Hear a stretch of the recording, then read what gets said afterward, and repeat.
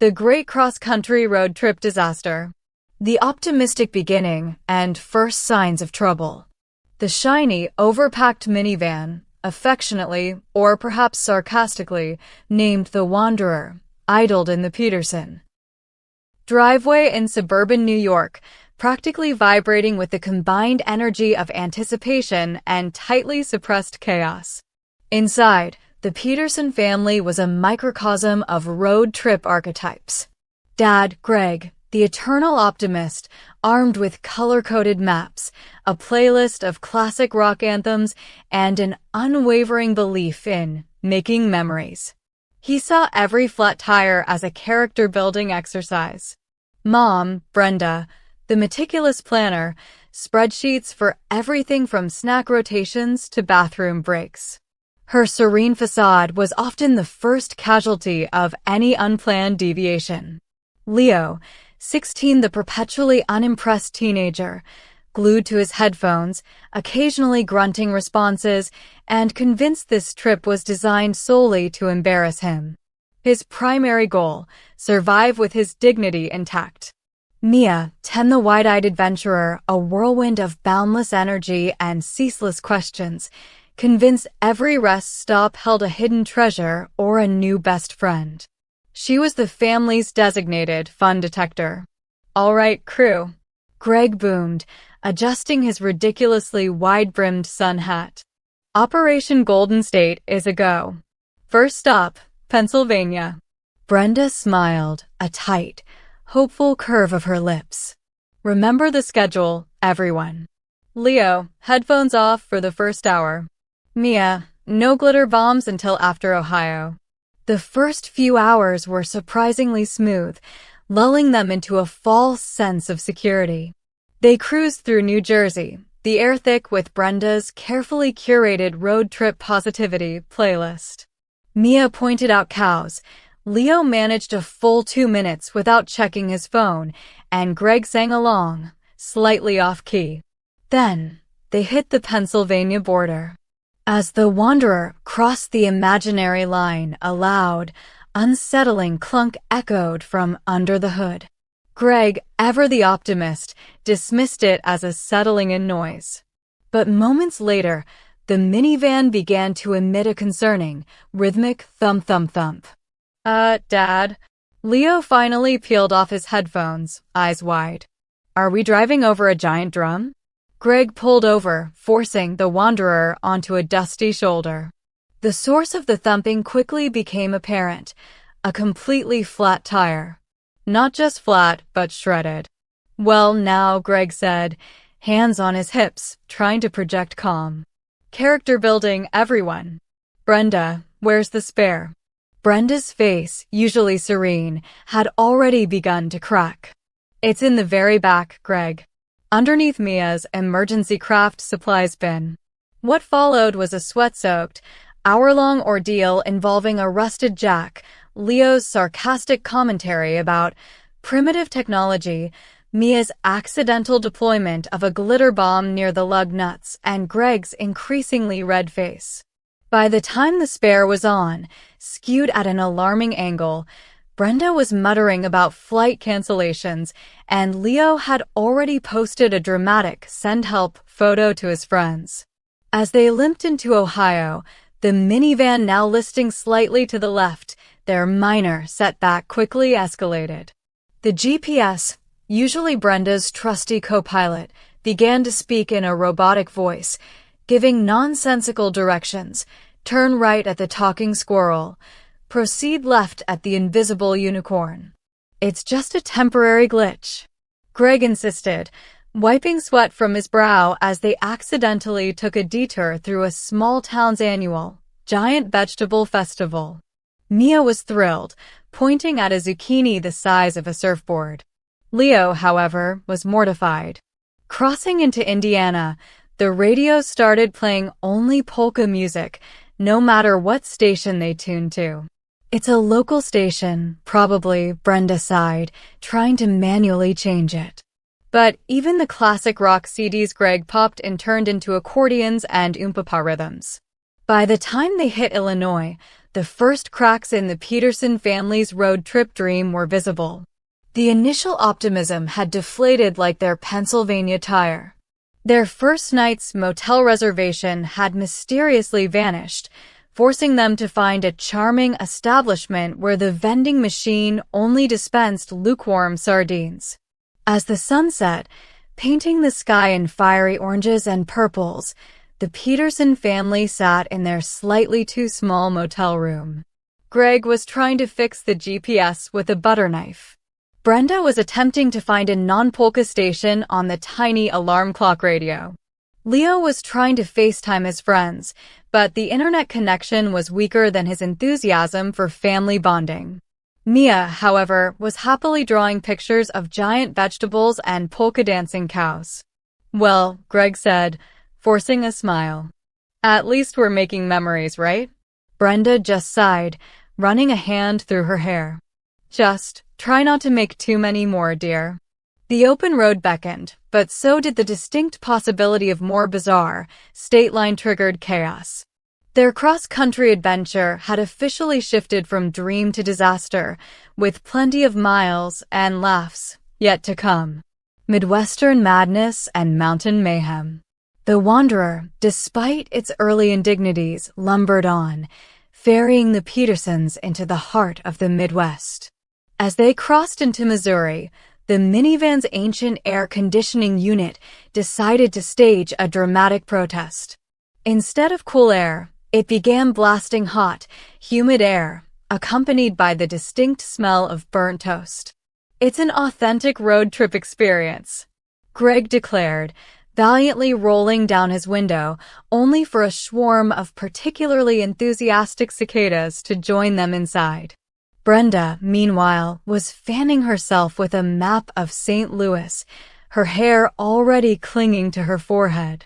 In Kansas, a sudden, inexplicable attraction to roadside oddities took hold of Greg. What began as a brief stop at the world's largest ball of twine spiraled into a full-blown detour, leading them to a museum dedicated entirely to barbed wire, then a gigantic concrete prairie dog, and finally, a diner shaped like a giant coffee cup. Leo groaned from the back seat, convinced his social life was ending with every bizarre photo Greg insisted on taking. Mia, conversely, was enchanted, seeing every stop as a new, quirky kingdom. Their journey into Colorado brought a new kind of challenge: elevation. As they climbed into the Rockies, the Wanderer, already wheezing, began to lose power dramatically. Greg swore he could hear it whimpering. They were crawling up a mountain pass when the radio, still stubbornly stuck on polka, suddenly crackled to life with a distress signal. "Mayday! Mayday! We have a runaway llama." Brenda, trying to find reception, accidentally tuned into a local emergency broadcast about an escaped zoo animal. Panicked, they saw a flash of white wool down a winding mountain road. Greg, swerving to avoid what he thought was a stampede of runaway llamas, it was just a flock of sheep, nearly drove them off a cliff. Leo, for the first time, looked genuinely terrified, not just bored. As they descended into Utah, things became almost surreal.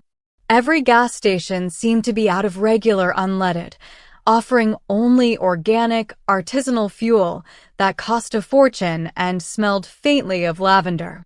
Their attempts to find a normal meal led them to a restaurant where all the food was served dehydrated and reconstituted for optimal nutrient absorption.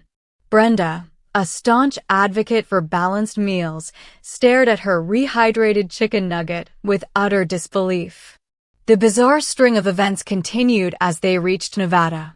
Greg, convinced he could win back their lost gas money, decided to make a quick stop at a roadside casino. What started as a harmless $5 bet quickly escalated into him trying to win back his losses at a slot machine that mysteriously only paid out in arcade tokens and plastic vampire teeth. Brenda had to physically drag him away before he bet the minivan. Leo, meanwhile, managed to accidentally wander into the staff-only area and witnessed a highly suspicious magic show rehearsal. By the time they pulled into a motel somewhere in the desolate stretches of Nevada, the family was a glorious mess. Brenda's meticulous schedule was in tatters, replaced by a desperate longing for a normal shower. Greg, despite his dwindling optimism, was still convinced they were embracing the unexpected. Leo was documenting their increasingly absurd journey in a private, sardonic blog post. And Mia, bless her heart, was meticulously cataloging her collection of souvenir pine cones, tiny bottles of organic gas, and plastic vampire teeth. Just 2 more states, Brenda whispered to herself, staring at their crumpled map. 2 more states until California. She closed her eyes, trying to conjure the image of palm trees and ocean breezes. But all she could see was a runaway llama leading a parade of polka-dancing zombies. Golden State Gauntlet and final fiasco. The sun-baked landscape of California shimmered on the horizon, a mirage of salvation for the weary Peterson family. As the wanderer crossed the state line, a new and spectacular calamity unfolded. The minivan's internal temperature gauge, which had been erratic since Missouri, suddenly spiked. Smoke began to curl ominously from the air vents. Not just a wisp, but a thick, acrid cloud that smelled suspiciously like burnt cotton candy. Fire! Mia shrieked, delighted by the drama. It's not fire, it's just a little steam. Greg insisted, trying to wave away the smoke with his ridiculously wide-brimmed hat, which only made it worse. He pulled over, again, onto a shoulder that was more dust than gravel. Turns out, the AC unit wasn't just blasting hot air, it had been slowly melting Brenda's emergency stash of gourmet marshmallows, which she'd strategically hidden in the vents to avoid Mia's incessant snacking. The resulting sugary goo had short-circuited something vital. The good news, no actual fire. The bad news, the entire interior of the Wanderer was now coated in a sticky, sweet-smelling film. Brenda, seeing her carefully packed bags now glistening with melted marshmallow, finally snapped. That's IT, Greg. We're getting a train. Or a bus. Or I'm walking. I will hike the rest of the way to California if I have to, but I am not spending another minute in this rolling confectionery disaster. Greg, surprisingly, looked contrite. You're right, hon. My fault. Marshmallow mishap. We'll get it towed. We'll rent something else. But fate, it seemed, wasn't done with the Petersons. While waiting for the tow truck in the blistering sun, they were subjected to a series of escalating annoyances. First, a rogue drone, seemingly piloted by a highly skilled squirrel, began dive-bombing Greg's head. Then, a group of aspiring TikTok influencers, dressed as various fruits, decided their roadside breakdown was the perfect backdrop for their California Dreamin' dance routine, complete with deafening pop music. Leo actually begged his parents to let him hide in the minivan. The tow truck eventually arrived, driven by a grizzled individual who communicated solely through a series of grunts and hand gestures. He hooked up the Wanderer and, with a final, agonizing lurch, pulled it onto the flatbed. The Petersons crammed into his cab, which smelled faintly of stale coffee and desperation. Their rental car, acquired after 2 hours of paperwork and a stern lecture from a very confused clerk, was a compact electric vehicle. It looked suspiciously like a golf cart. It's economical, Greg chirped, trying to remain positive. Their final destination, a quaint Airbnb near the beach in Malibu, seemed impossibly far away in their golf cart-sized vehicle. As they navigated the winding coastal roads, the car's advanced AI system developed a peculiar glitch. It would occasionally burst into dramatic opera solos, completely unprompted. Brenda's nerves, already frayed, were now stretched to breaking point by a tenor singing Nessun Dorma every time they hit a pothole. Just when they thought they'd seen it all, they hit Los Angeles traffic. A legendary, soul-crushing beast. And in the midst of it, their tiny electric car, with its opera-singing AI, decided its battery was critically low. Not just low, but displaying a terrifying message: emergency power reserve, initiating self-driving mode to nearest charging station. Destination unknown. The car, now autonomous, swerved through traffic, ignoring Greg's frantic attempts to regain control. They whizzed past bewildered drivers, the opera crescendoing, their tiny vehicle seemingly possessed by a melodramatic spirit. They ended up not at a charging station, but in the middle of a major movie set, where a huge explosion was scheduled to go off for a blockbuster film. Leo screamed. Mia giggled. Brenda just closed her eyes and calmly began to recite the periodic table. Greg, surprisingly, found himself laughing, a wild, slightly unhinged laugh. This trip had broken them, but perhaps, in breaking them, it had also forged something unbreakable. Aftermath and unlikely triumphs. The little electric car, still belting out operatic high notes, screeched to a halt just inches from a staged explosion. Chaos erupted on the movie set.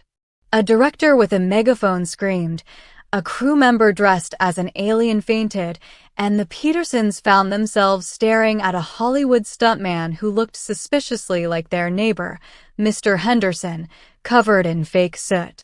After a bewildering half-hour of explanations and apologies, mostly from the director, who was strangely impressed by the car's dramatic entrance, they were finally pointed towards a legitimate charging station and given strict instructions to never darken this soundstage again. They arrived at their Malibu Airbnb hours late, smelling of burnt marshmallow and faint opera. The house was beautiful, with a sprawling view of the Pacific Ocean. As Greg, Brenda, Leo, and Mia stumbled inside, collapsing onto the nearest furniture, a profound silence fell. No polka, no opera, no glitches. Just the gentle sound of the ocean.